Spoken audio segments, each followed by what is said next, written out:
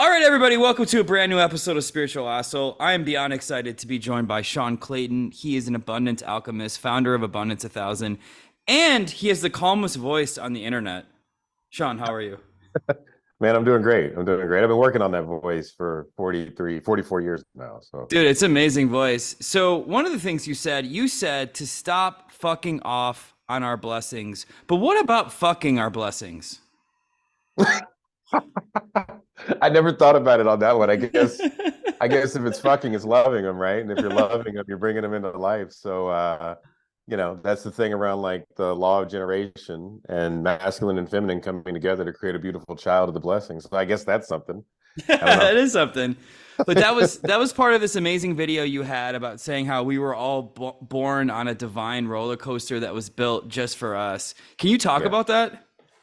Yeah, man. So I mean, great. I'm glad you brought this up. So yeah, I mean, if I went on this journey a long time ago, and when I was on the journey, it was like you start with these whole I am statements, like you see them kind of like show up all the time, and you're like, I am this, I am that, and in the I am, it's like when God created the universe, all created the universe, it was spoken into existence. But in order for that existence to exist, it then had to fracture that existence into infinite possibilities. We are one of those possibilities that's incarnated in this physical, beautiful body that we call me or you, right? Mm.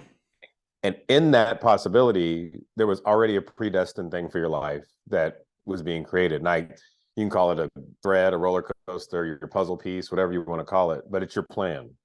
And so God's plan, the all's plan, whatever that plan is, has already been set forth.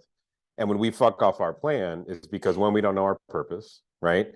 We don't know, like we look at everybody else's roller coaster, who is a version of somebody else's roller coaster, and then everybody's building those roller coasters out of inferior materials when the divine material that created you has already been set forth. And so the thing that we've forgotten about is that we have to actually surrender into what that roller coaster looks like so we can maintain the flow of it. And it really is established off of our purpose and the knowing of ourselves. And once we actually receive that differently, you're on for a really wild ride. And there really is no efforting, or there's just doing and being, but there is no efforting. It's not like you got to go figure it out. Or I've got to look at Jeff Bezos and I'm going to be like him because he's got billions of dollars. Or I want to be like Kevin Hart because I want to be whatever. Like that's not my lane. That's not my plan. And once I receive it, all of a sudden the world just comes at you because you become a magnet of authenticity. What if your roller coaster is riddled with carnies? What do we do with those guys? With the carnies. Well, if they're carnies on them and you created those carnies for yourself to love yourself more, then it's an absolutely beautiful deal. So I love this idea. I have two questions. First, then, do you believe in like a singular destiny? Is that what you're saying? And then how do we surrender into this? The not efforting thing, I think is so key what you just said.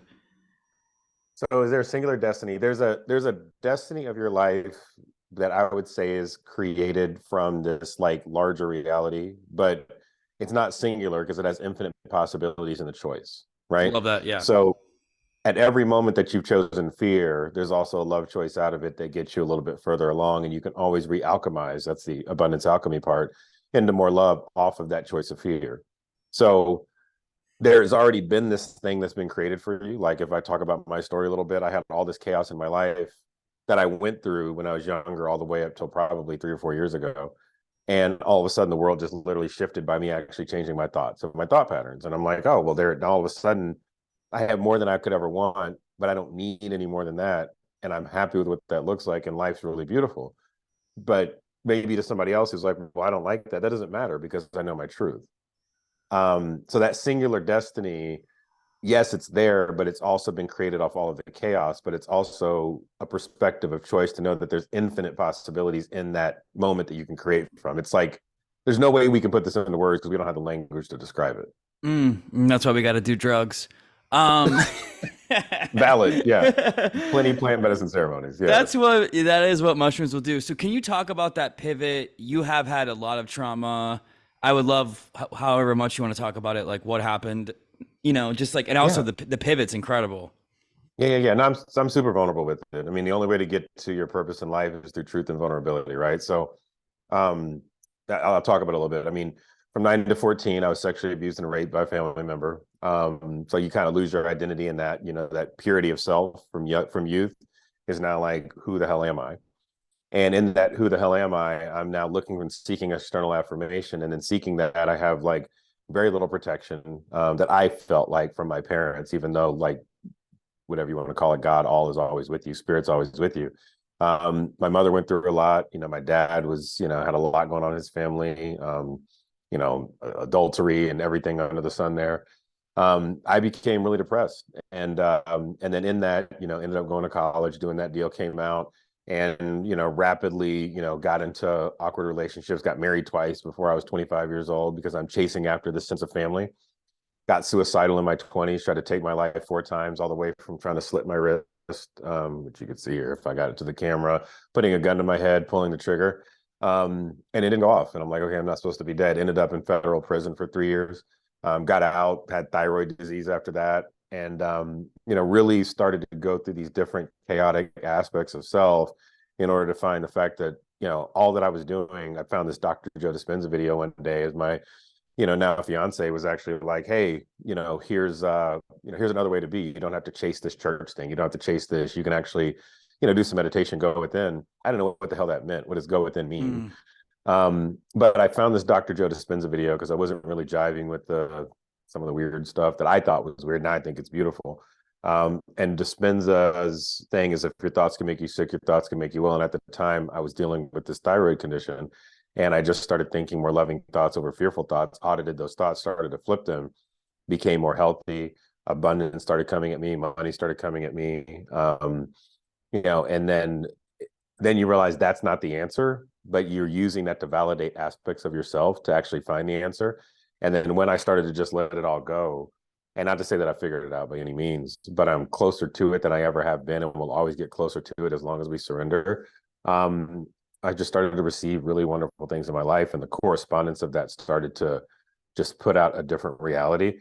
And at the top of this year, I'm like, after I went through the Hoffman process last year, did plenty of plant medicine to crack this thing open. Hell yeah. In the ceremony of myself, right?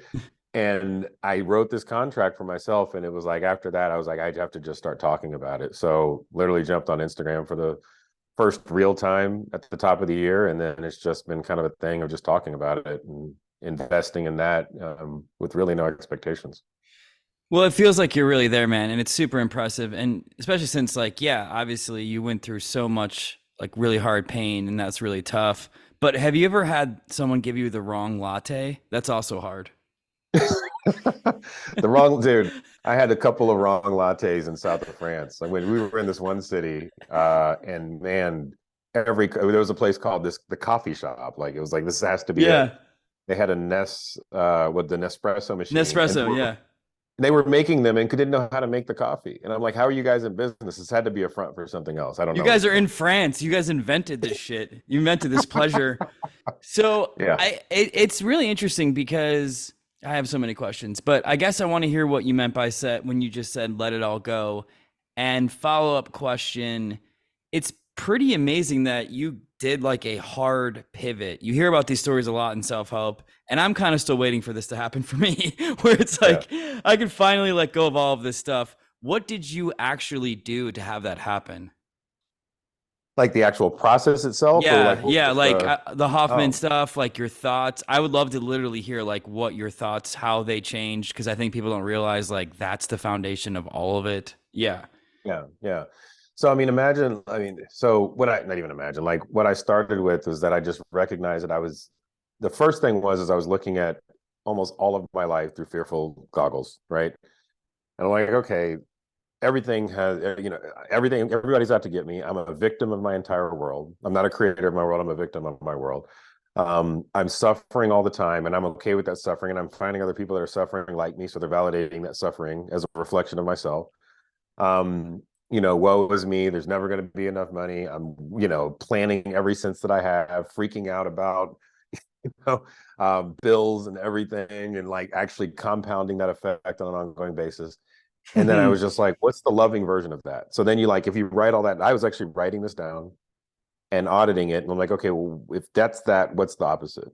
And if that's that, what's the opposite? I don't know why I brought a pen out, but I'll put it down. Yeah, bring it down. Now Um, you're teaching. I love it. I feel like this is great. but yeah, but what's the opposite? Then when I just started seeing that, then I'm like, oh, well, let me repeat that on an ongoing basis. And then when I would fall off that roller coaster that I started creating out of love and thinking in love, I would just go and fix the thought. So I just started course correcting the thought, course correcting the thought. And then as I did that, I'm like, oh, well, that's really magical.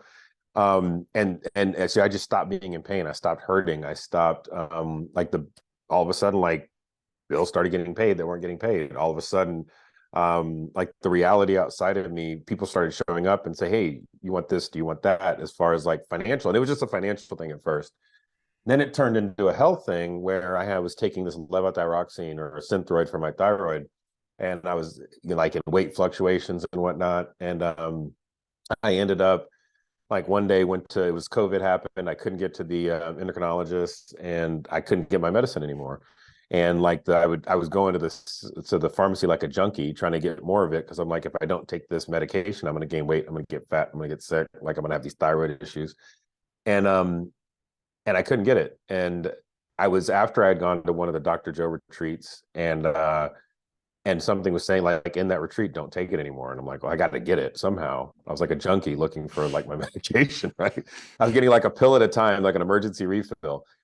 And I couldn't take it. And then just months went by, months went by, months went by, and I didn't take it. You couldn't get in with the doctor because it's in the middle of COVID. And I'm like, well, I guess I don't need it. And I wasn't changing. And then one day I got my blood drawn because I was going back to the doctor. I'm like, dude, your levels are fine. You have this one hormone that's off, your thyroid stimulating hormone, but your T3 is fine, which is the thing that actually regulates what you're doing. And they're like, it's kind of a medical miracle, but okay. Like, I'm like, fine. And so it's like I fixed that, but I didn't fix it. It was my authentic self fixing it. And so that happened, right? And I used to have this really bad lower back pain. I fractured the two lower disc in my vertebrae, and I used to walk with a limp. And now I walk fine, but it was after like this amazing walking meditation at this retreat that I went to. And like all of a sudden, it's like this lightning bolt hit my head. My hands that used to be numb from me trying to slit my wrist or me actually slitting my wrist. All the feeling came back in my hand. They caught on fire. I started crying. I started like, you know, Oh my forgiving, God. my father, myself, my cousin, like all these things that had happened that were hurting me in my life. And it all went away. Like I haven't had back pain in 3.5 years, but I used to be out for months at a time because I couldn't walk. Can we Uh, go to this lightning retreat? Where is this lightning retreat where you get hit by fucking lightning? This is amazing. Oh, it was the lightning itself, right? I mean, it was my own thing, but yeah, I mean, it was one of the Dispenza retreats. It was actually pretty interesting. And I then got like almost turned into a cultist junkie where I was like chasing after Joe, even to the point of like seriously, I was donating money. I'm like, hey, let me actually see this guy, and I ended up having lunch with him, becoming somewhat friends with him. We were having dinners together and going to his birthday events and stuff like that. And I got kind of close. And then I realized, if I'm chasing him, I'm building a roller coaster that's Joe's roller coaster, right? Yeah. And it wasn't that I never wanted to step away from being part of his community because I think his community is really beautiful, but I had to create one. I had to create one myself, and then at which point, whatever comes around me is that, and then whatever he and I have destined will be. But it doesn't necessarily mean I have to, follow that per se. Even though a lot of his principles, I know are really beautiful. So now I'm just gonna chase you, bro. It's cool. And I'm going to turn you right back to yourself. But as long Yeah, as we're here no. for each other, yeah. I love that. I do think so. What would you say to some people that feel like the same shit keeps coming up and they haven't had that lightning moment? What would you say as a possible solution or something to do? Because it feels like you had this drastic shift quickly. It's amazing. Yeah. I mean, what I would say, the thing that we have to remember when things aren't changing is that, what I call is we're always holding up mirrors for ourselves. A lot of time, those mirrors are really foggy. Sometimes those mirrors are really, really clear. And the people around you are one holding up the mirror of themselves to show you who you are, but you're also showing it up to show you who you are. So you've almost got this like, they talk about through the looking glass kind of thing. You're Yeah, looking through this absolutely. looking glass. And when things aren't changing, it's because the mirror is really foggy. And if the mirror is really foggy, it's a reflection of you. And if that means that it's foggy and you can't change because you can't see the truth, that means there's something in you that needs to be changed. And so most people look outside and say, why is this situation only happening to me? Well, you're creating it. And most of us become a victim of it. And you can call that an illusion. You can call that, some people call it the devil, some people call it hell, whatever you want to Yeah. call it. But they've created this whole like alternative reality of of fogginess, and they don't realize, they think the outside world, if they fix that, then they're changing them. They're not, but they're not. You have to change you, and it's such an inside journey, inside job. And I didn't get this. It took me 40 years to understand what the hell an inside job was, and I really probably got it in the last 7, 8 months. But every time something comes up for me, the first thing I do is take total responsibility for it. And I look inside and I say, why did I create this to love myself more? I ask that question probably 100 times a day. To And love myself. Sorry, why did I create this? To love myself more? Is that what you yeah, said? why did I create anything in my life to love myself more? And Mm. it's like, had a plumbing issue. Why did I create that? To love myself more, right? There was like a client that I had a problem with the other day. Well, why did I create that? To love myself more then? Or when me and my fiance get into like a little skirmish, well, why did I create that? To love myself more? What is it that I'm learning from this? What is the reason of creation to love myself So more? And then good. it's not her, it's me, right? Mm. And that's when you start to change, because you can only change you. You can't change your outside environment. That's so good. So yeah, you said that you think we're all kind of living in the Matrix, but do you think most of us really feel that we're all living in somewhere so much worse, which is The Matrix 2, the sequel to The Matrix? It was a very bad movie. You didn't like part two? No, no. 2 was okay. I think 3 is when it went way the fuck off the Three rail. was weird. Yeah. 3 Yeah. got real weird. I haven't seen the most recent one, but I mean, 1's like the best movie. Oh, yeah. So I have to ask then, because I actually had this experience. I did a little bit of mushrooms recently where I literally felt like I was Neo. How much did your plant medicine journeys affect your view of all of this? Um, I feel like I was getting it before that, but the plant medicine stuff, it was like it helps you see a different spectrum of light, right? So if I have this thing that I kind of walk through called like nowism, not to make it a religion, just more of like a way of thinking where you go from practice to accountability to ceremony. And the plant medicine is like that aspect of ceremony, to where like if I see only the visual spectrum of light, then if I do a little bit of something, I can see a little bit more. And they talk about this thing with the conquistadors when they came onto shore, and I think it was the Mayans at the time, couldn't see the ship because they'd never seen a ship before. And then once they saw a ship, they could always see the ship, right? And then Mm, once they saw these people walk out of the water, which is why they thought they were gods, they were like, oh man, this must actually be our deity walking out of the water telling us something, so we must listen to it.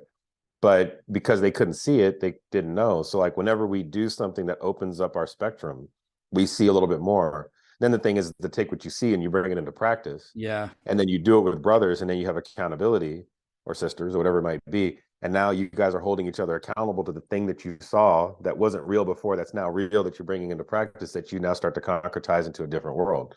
And that's how we evolve. Yeah, I love that.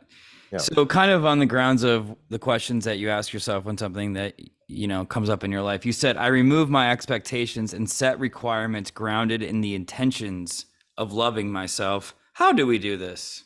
Oh. How? um, so I guess what I found was that expectations are like, how do I put this? Expectations are traps, because like when you expect something, you assume something, and you are now a victim of the thing outside of you, right? So if I expected this podcast to go a very specific way, I'm assuming it's going to go a specific way. And now I'm actually going to fall victim to it. And then I'm going to more than likely suffer out of my expectations, because I'm not creating it. I'm waiting on you to create it for me, right? Mm, So now you take that and you move it to like, I'm going to set these requirements for myself. So I'm requiring that this thing is going to be fucking badass and we're going to have a great time, right? And I'm going to establish boundaries that allow me to love myself. And if I love myself, then I'm coming from the space of a heart space. And that heart space is that circadian rhythm of your body that can create opportunities in your life. So if I love myself and I'm creating boundaries out of it, what's going to happen is when you and I get on the call, or we're on this podcast together, I'm going to expand that, and it's going to create out of the boundaries and the requirements that I've set of how this call is going to go, or how this meeting is going to go, right? mm. That's me alchemizing that reality from creatorhood, instead of distancing it from an expectation, which is an assumption. Okay. Does that So make sense? That was Yeah, I mean, I got lost in all this wonderful talk. No, but I do think expectations. It's funny though, because our mind always wants to label things, right? So we have to be yeah, like, this was good, or this is going to be bad, or this is going to be whatever. But the more you had this, my favorite thing you said, which I guess I will bring it up right now because go for it. I wrote wow underneath this. This was so good. So you said, um, it was about, let me get it. I have it. It was about the judging things, which I thought was so good. Do you remember this? Oh man, I'm writing stuff all the time. Oh, when we, I will what was find it? it. Yeah, Okay, it's like, when we judge something and draw a conclusion, we trap something in a prison of our mind, yeah. and love from this something will fight to be free from this judgment. Good Lord. Can you teach a relationship class? I mean, I feel like this works the most like on the surface in relationships, that like Oh yeah. when you try to judge somebody or you try to control them, you trap them and they're like, get me out of here. But this is the case with everything. Oh, it is. Yeah. I mean, everything in your life. I mean, I mean, let's take myself, for instance. What did I do after I mean, even if I judge myself, like that's even the crazier part about it. When I judged myself after I was sexually abused, I actually had issues with, I needed to be seen or affirmed, whatever it might be. So now I don't feel worthy. I judge myself, I deem myself unworthy. And then what does my authentic self do? It says, fuck you, Sean. I'm going to fight to get out of this. And I'm actually going to give you 10 more things to fight through so that you can remember who you are. And that path from that moment that was created for me to love myself. Like, who would say that I created sexual abuse from 9 to 14 to love myself more? Most people wouldn't say that. But I can tell you why I did it so that I could fight my way for the next 30 years into a moment that allowed me to say, okay, this is the moment and I get it. And this is why I freed myself from that judgment. Mm. Right. And that's like such a riveting thing. I can even get into I mean, I can even go back into slavery, like why I created slavery as a black man to love myself more, even though I wasn't part of it, and I judge myself based on being black and saying, hey, I'm not good enough because of those things. And then what do we do to empower ourselves as black people is fight our way out of this thing so that we can actually see the abundance and creation of ourselves.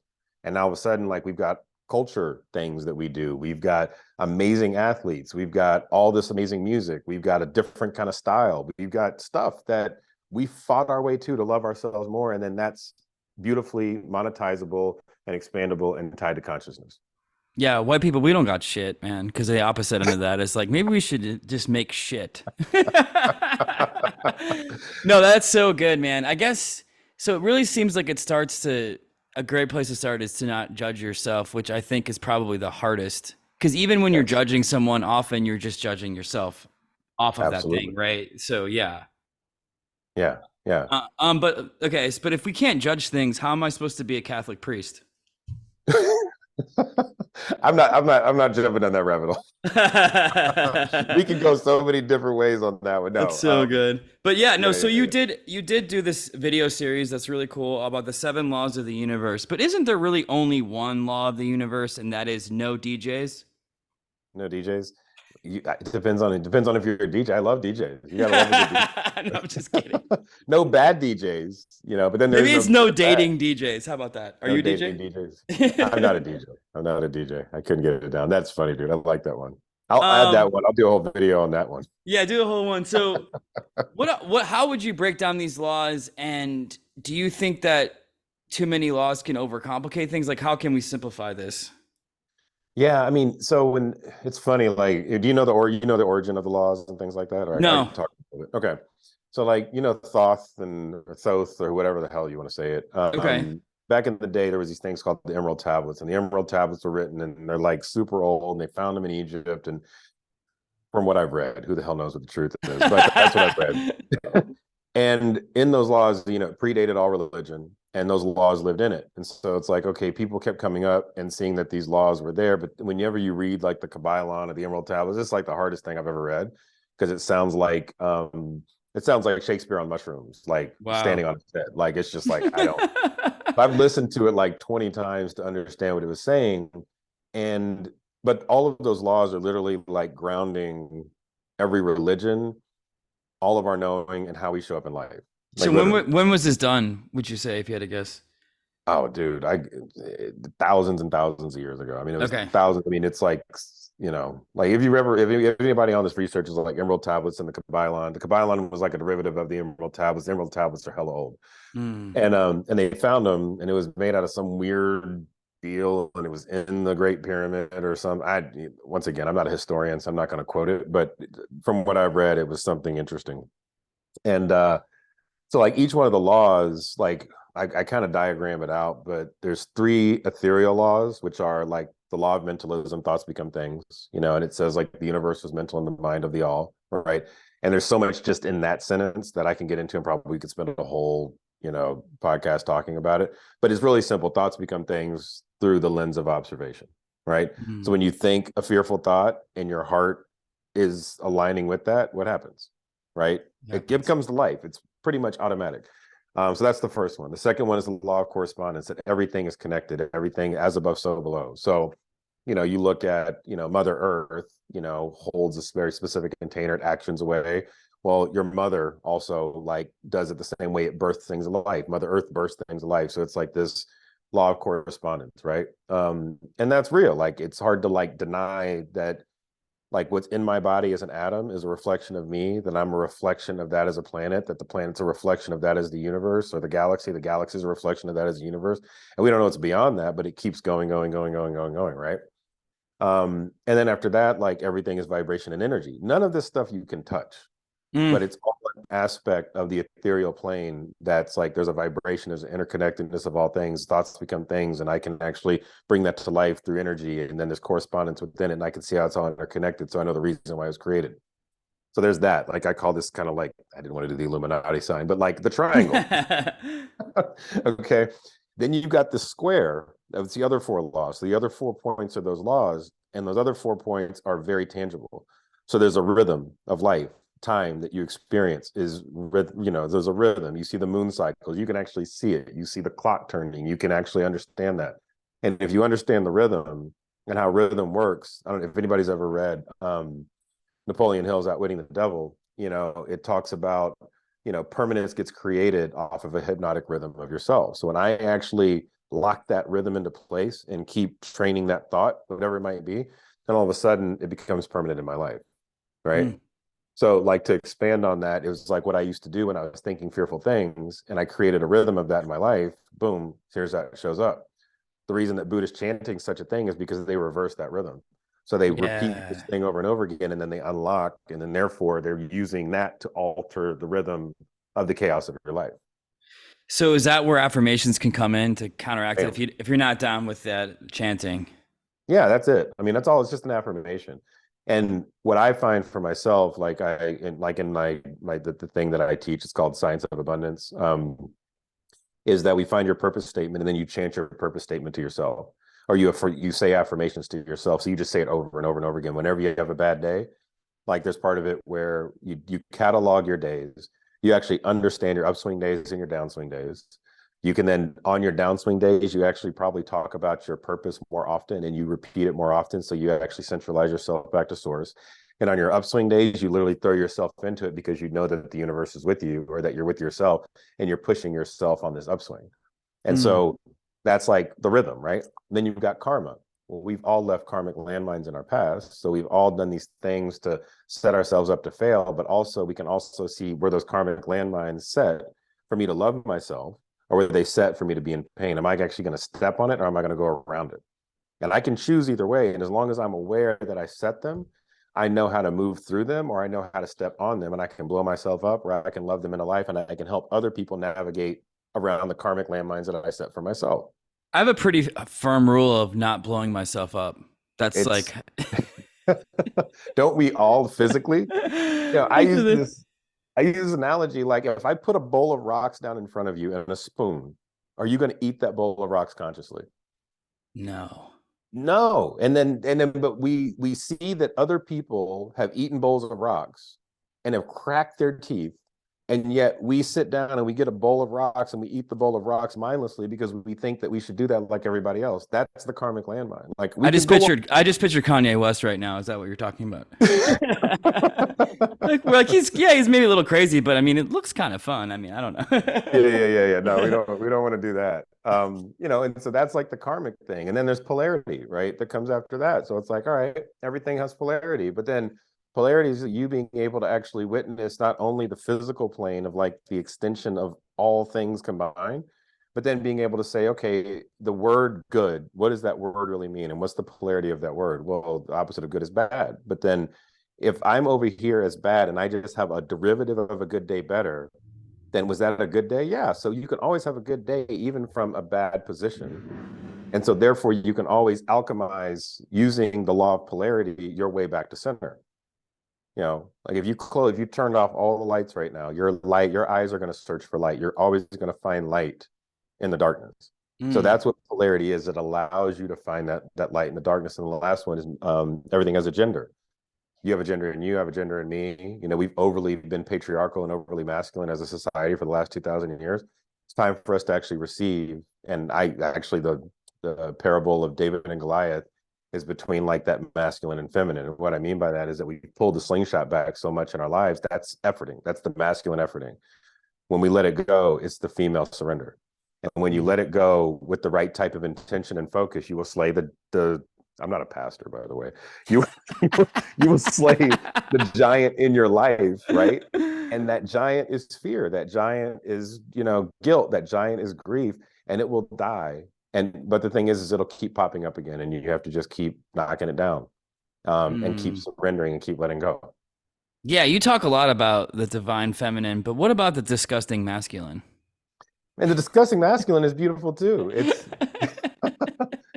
we just I'm trying to bring overthink that that. term out into the spiritual world. You're the second guest for me to try it out. I'm like, I'm gonna try and push out disgusting masculine. Disgusting, dude. We should. That would actually be a good one. That's there's a ton of that, man. I think we witnessed it in the last presidential term. But Oh yeah. No, I think I totally agree with that. I guess to go back quickly, what's your thoughts on saying affirmations even if you don't really believe them? that's it's kind of a wasted cause, man. I mean, you could do it, and I think at some point it's like it's the hope. When you say something you don't believe in, you're thinking it. When you say something you believe in, you know it. And when you know it and you say it enough, you'll trust it. And Mm, it's no different than a baby walking, right? A baby, when it first tries to walk, it's like, can I trust this ground I'm walking on? I don't think it doesn't realize that it can't walk. I think it's like, is this a real ground that I'm walking yeah. on, right? And it's getting its feet under it. And once it actually understands that it's real enough, then it'll keep walking, and it can trust the actual ground it walks on. It can trust the legs that are carrying it.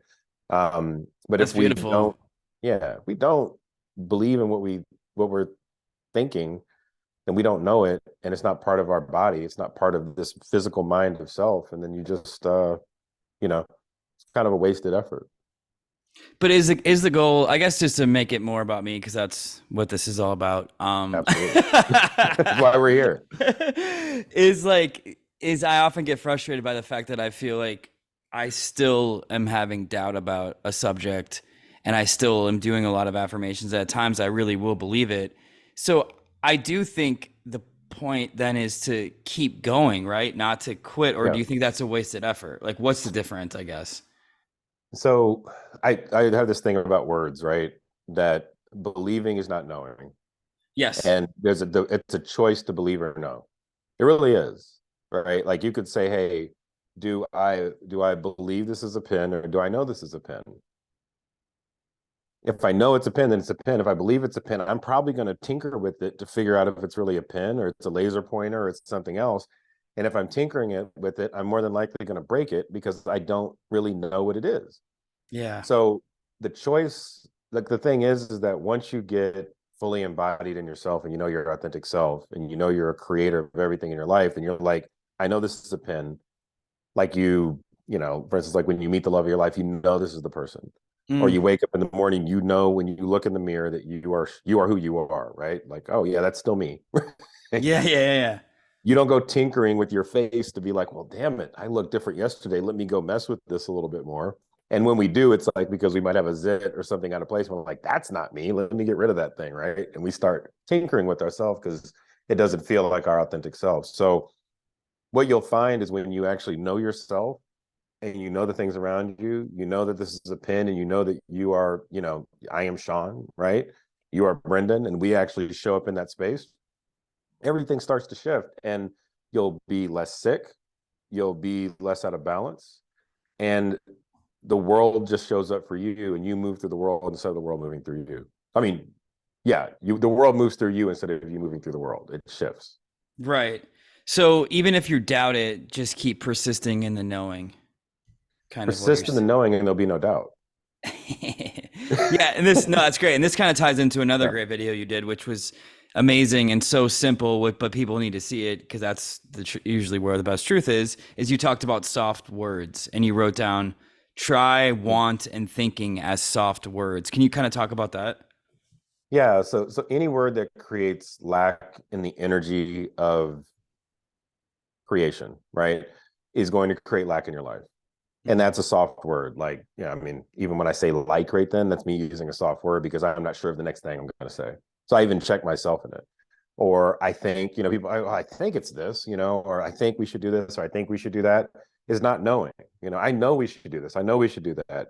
And what I found, like even in business, when I say I know we should do this, is that I think we should. Thinking is just a humble word, right? And humility doesn't show the magnificence of the fact that you were created in the image of something larger. So if you were created in the image of something larger and you know what is, then why would you be humble? You should be magnificent. So every word that you speak should be a word of magnificence, right? And that's where you start using like really powerful foundational words. And it's not the word itself, it's the intention behind it. And we say these really soft, like, I want this. Well, go, you have it. You have it. You just haven't embodied it yet. Yeah. And that makes it come to you. That creates the thing in your life. So what I think you're trying to teach us all to be is every rapper's hype man. Is that true for Every ourselves? rapper type. You got so much confidence. I fucking love it, dude. I Yeah. want that Yeah. confidence. So another video you had, which I love, was stop getting trapped in our own belief and ground yourself in the knowing. We're kind of talking about this, but how do Yeah. we get trapped in a belief? So if I start saying, I believe that I believe it's not going to rain tomorrow. I'll use that or whatever it might be. Or I believe that I am, I'm going to be really well off one day. And I keep using the word I believe, that I'm keeping it a distance away from me. I'm keeping it like 10 feet away from me. And you generally do it because you don't want to be arrogant, cocky, or whatever it might be. And it's not being arrogant or cocky if you don't have any ego in that belief or in the knowing that you have. So you remove the belief, go into knowing, you remove the ego from it, and you just are there, right? And then you just are this still space. Like if I ever think about like Buddha meditating or like those Buddhist monks that are just there, they're just there and they're embodying it and things happen for them. Now they're all up in a monastery somewhere. But if we take those same principles and walk through life with that level of stillness, we'll just start to create gravity around us. You don't see the earth going off trying to figure out like where to be in the solar system. It's just there. The sun is just there and things move around it and it creates this like beautiful infinite solar system. And that's what we should be doing. And the more that I've shown up in my life, the more beautiful people have shown up in my life. And I all honor it as a very much so reflection of myself with no ego, no cockiness. Like I didn't do anything. All I did was just surrender and be still. And Mm. then the world starts to just like whip around you and you're like, wow, I've got a buddy of mine was like, Sean, you have so much capacity. And I'm like, well, I'm doing less than I've ever done and generating and creating more. But it's just, and then the thing is that you recognize that it's just for yours to just give away. So I just give it away. Like it's not for me, it's just for everybody because you are that space of stillness. That's awesome. I think something that trips us up a lot, myself included, is like I have these great visions. I can visualize really well. I can believe for periods of time, but then I often get hypnotized by my now reality and call that truth. I feel like we're all kind of doing that, even though that now reality is constantly changing. How do we not do this? How do you not do this? So let me repeat that back. So the now reality is the thing that traps you. Yeah, so let's say like I wake up, I have visualized myself as being a super successful actor, right? Ah, This I is got something you. that I Yeah. do, yeah.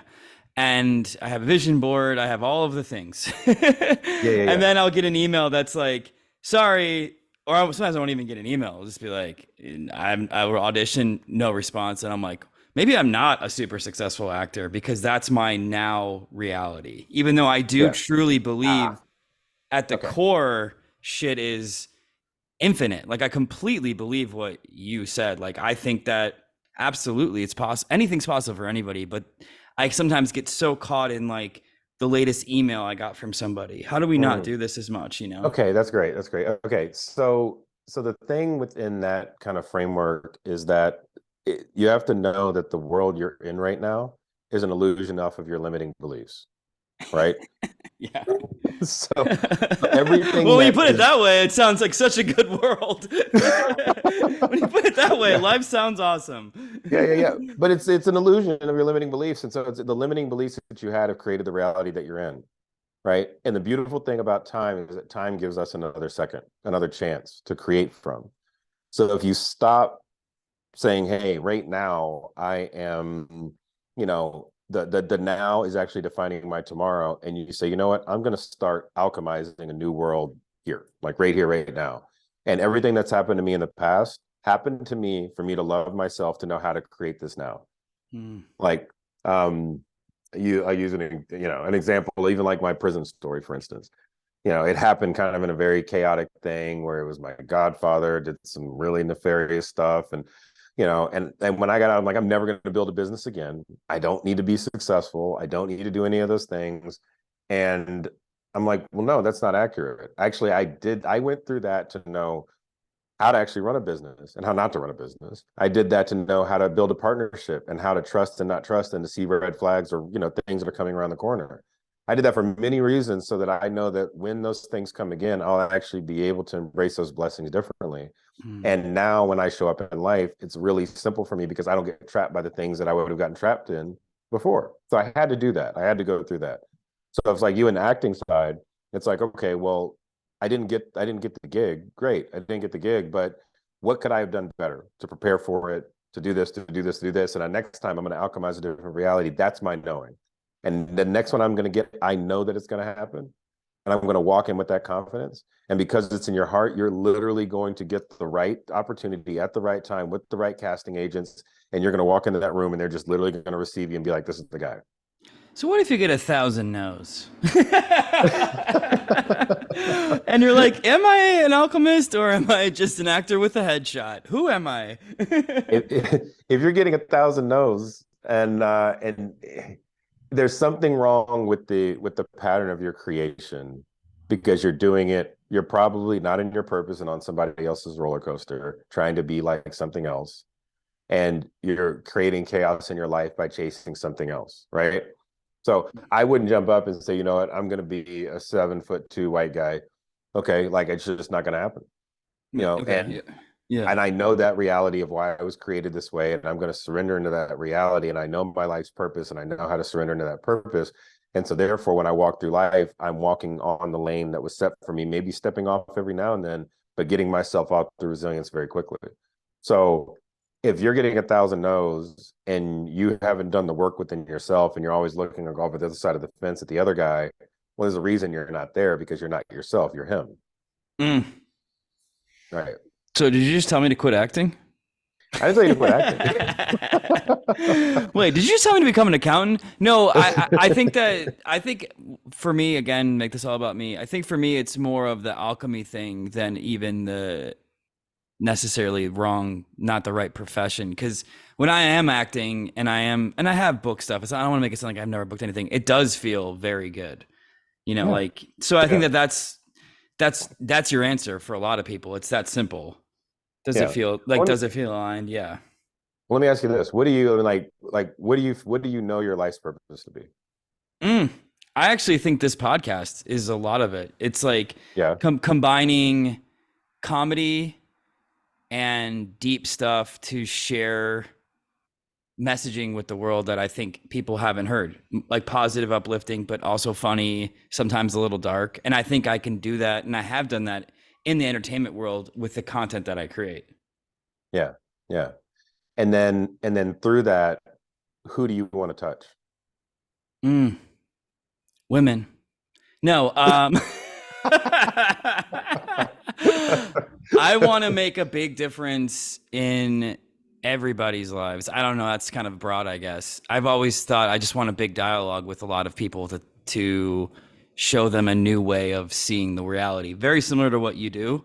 I Yeah, would just do it in a different way. Like, I think that it's awesome having these conversations. I think they're literally, I mean, Abraham always says leading edge, but that's what this is. This is people like it or not, guys, this is the future. Like, I'm yeah. convinced. Like, we're all going to get to this consciousness. I don't know when, but it's going to happen. Oh yeah, you're absolutely right. Like, I mean, I was watching, I don't watch a ton of TV, but it seems like the TV I watch is just like riddled with consciousness now. Yeah, And no, it is. It's crazy. crazy. Like Ted Lasso, I'm like, what is Yeah. going on this show now? It's bananas. No, it's like Yeah. a lot of like there's a whole show about a machine that shows you your life's potential. I wrote a show that I'm super excited about that I want to make. That's my passion. That's very much about this stuff. So like, yeah, no, I think it's incredible. It's very Yeah, helpful. yeah, yeah. Like we're all waking up and we're all like, it's whatever this version of ourselves is creating a completely different world. Mm, And it's like, is the content being created for us? Or are we creating it from the perspective of waking up? And that's so I'm great. like, oh, I'm creating this, not in a selfish egoic way, from the perspective of waking up. And therefore, as long as I'm staying in that and I talk about the world moving through you versus you moving through the world, you now take responsibility for that creation and you appreciate it and show it the gratitude so that more of it's to come. So yeah, why did you ask me who do I want to touch? Is that a question you think that we should all be kind of asking ourselves? Oh yeah, yeah. Because I mean, what'll happen is when you know who you're touching, like who you're affecting and what that looks like, you're looking at it as a reflection of either whole or broken pieces of yourself, right? And there's something either to heal, there's something either to expand. And there's no right or wrong thing in it. It's just like that awareness allows you to show up in those different lanes so that you can, like I always call it, if you're a puzzle piece on the big grand scheme of this picture, right? When you fit, there's a piece that goes out, there's masculine, feminine pieces of this puzzle piece, right? And you might be part of the sky of that entire puzzle of that picture. Mm. But within that, it's like, okay, I know who I'm going to touch within that because I know I need to touch more sky. I might need to touch a little bit more land. And then you know how you fit into that so that when you see yourself fitting into that picture, which is part of the matrix, you're actually creating the beautiful picture that other people can actually understand how they fit as well. Wow. Right. So when you have that awareness, it starts to affect everything around you. It's really about having that level of awareness. I think this podcast is going to read as one really awesome commercial for plant medicine. It is, dude. It's amazing stuff. We can talk about that if you want to next. But Yeah. So wait, what did you do? Was it ayahuasca? I've done ayahuasca, 5-MeO, mushrooms, iboga. That's it. Yeah, What and was, yeah, what was the most effective that you found?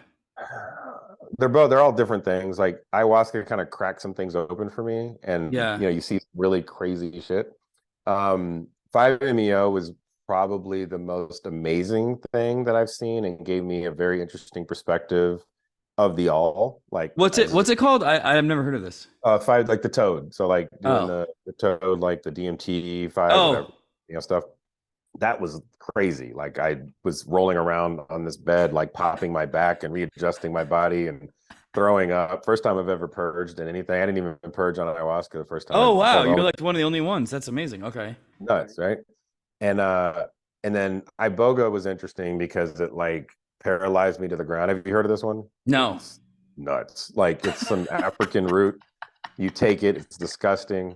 Um and it literally like had me go through every version of my trauma and how I've caused trauma to others and how to take responsibility for that trauma. And I was like crying and miserable the whole time. I couldn't get off the floor until I solved and resolved this trauma within myself. Oh my And God. dude, it was really dark. And but it was amazing. I You're want to do it not once. making it sound amazing. Dude, I would only do it one time, but I would highly recommend it because it's almost like they use it actually for those like heroin addicts. Like we'll actually no longer do heroin on it. Because it breaks these addictions of yourself. So if you're addicted to some version of yourself, it'll help you break that addiction.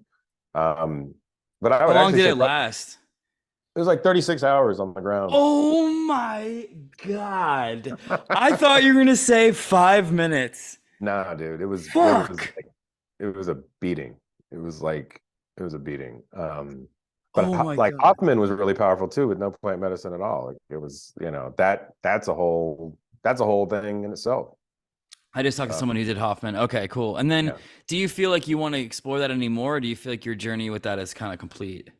I think it's pretty. I mean, it's pretty complete. I mean, I would if I did it very ceremonially done, in a space of like the right type. There's no right or wrong, but a container that I know is building from my authentic self. But I definitely don't need to, I think I did like 7 or 8 different things last year, different ceremonies. I don't need to do that anymore.